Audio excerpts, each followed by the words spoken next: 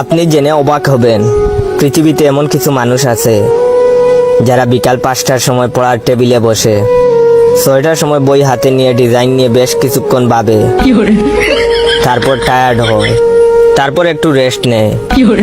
7টার সময় বইয়ের পাতা উল্টায়, উল্টাতেই মনে হয় একই, হাতের নখ এত বড় কেন।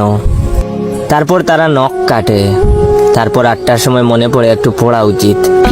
5 মিনিট পড়ার পর আবার টায়ার্ড হয়, হালকা বিরতি নেয়, একটু ফেসবুকিং করে, খিদা লাগে, খায়, খাওয়ার পর রেস্ট নেয়। দেওয়াল দেখে, রংটা অনেক পুরনো মনে হয়, এদিকে একটি টিকটিকিও দেখা যায়।